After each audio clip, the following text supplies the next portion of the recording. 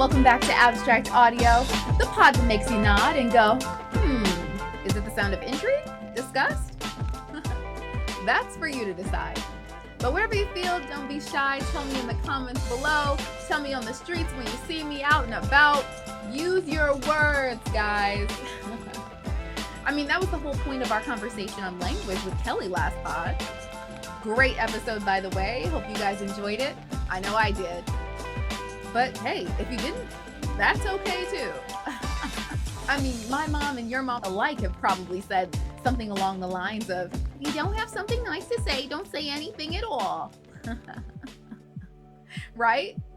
Now, as good as that sounds, and as much as I would like to say that I take that advice to heart, a lot of times I just find myself talking just to talk.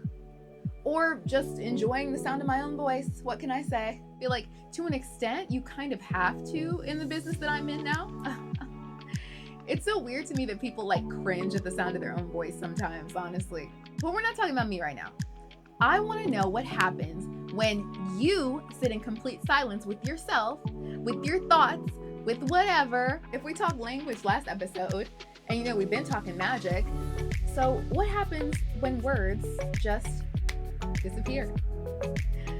I don't really mean like meditation or anything super serious like that, but let's be real. Sometimes silence speaks way louder than words ever could. Like when you ask your friend or your man or whoever if they like your new haircut. Man, that kind of silence right there can be deafening. Or like you ever walk into a room and immediately just feel tension?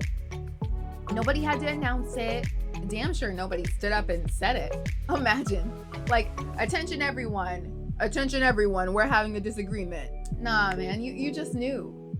Or when you write out like this really long ass paragraph in a text message and get left on read, like silence. Like I'm talking silence. I mean crickets in the chat.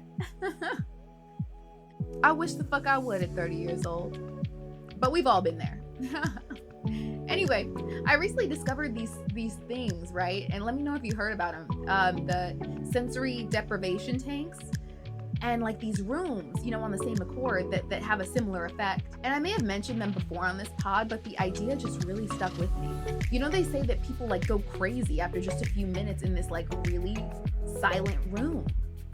Because after a while, you can like, or they say you can like hear, you know, your bodily functions, like your heart beating and things like that. I mean, I take that as a personal challenge, so please believe it went on the bucket list, okay?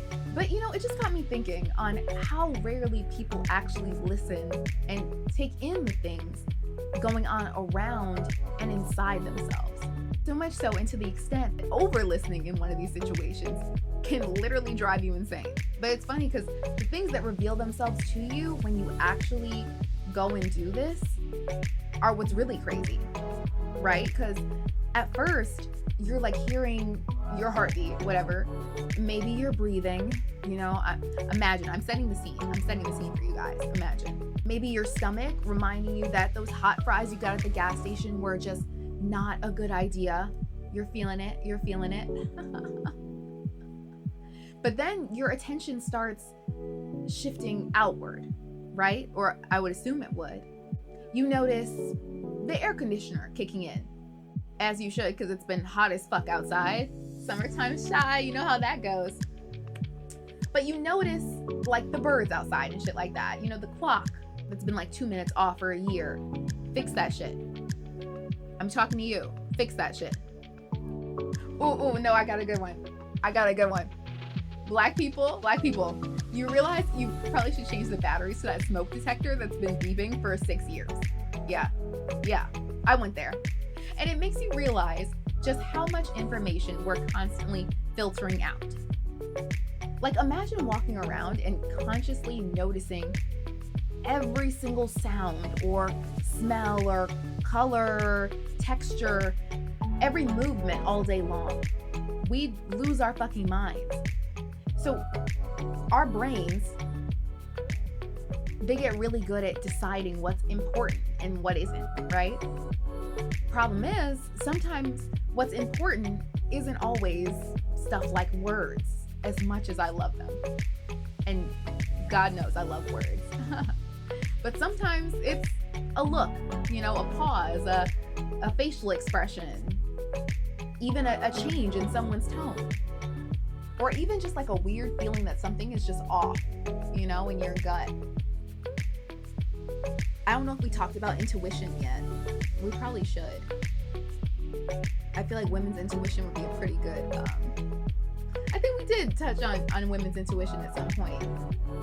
Anyway, the longer I think about it, the more I realize communication was never just language, like we talked about last episode. Language, while a really important layer, is just one layer. And I think that's really fascinating because we spend so much time talking about communication like it's only words. Meanwhile, we're constantly communicating through like pauses, like I said, posture, eye contact, distance, energy, right? All this stuff that doesn't come with subtitles like anime. As an artist myself and someone who obviously is around a lot of artists, I see it all the time. You can walk through a gallery and nobody has to explain every piece to you. That would go against the whole point. Sometimes you don't even know exactly what you're looking at, but you still feel something, right? Sometimes a picture makes you uncomfortable. Sometimes a painting feels lonely or makes you uncomfortable. Sometimes a sculpture can feel powerful. Like the artist never physically spoke to you, but somehow the message still got delivered. The vibes just hit you, right? Okay, and before anybody rolls their eyes, I hate how overused the word vibes has gotten too, okay? I don't like it. Yeah, the younger generation really took that one and ran with it, among other things. Like high socks. What's up with that? Anyway, I'm just gonna spare you and call them what they are. Vibrations. Full word, like a boomer. Vibrations. Literally vibrations. Like my voice right now. It's a vibration. Your heartbeat, a vibration. The sound of a door closing, that's vibration.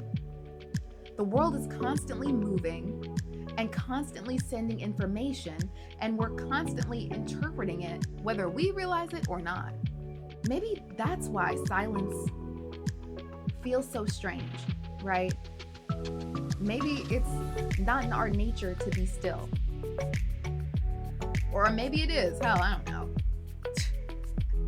Because they do say meditation is good for you, but maybe it's just we're always moving. You can never be completely still. It's funny, like last episode, we spent all this time talking about language and all the ways humans have learned to communicate with each other. Thousands of words, hundreds of languages, entire dictionaries dedicated to helping us understand each other. And yet, some of the most important things I've ever understood in this life were never explained to me at all. I just felt them. You just feel them. You just feel them. And I hope you felt today's episode. And if you did, be sure to like, subscribe, comment, and share, and all that other shit. I'm just having fun with it. But until next time, always appreciate the abstract in your life.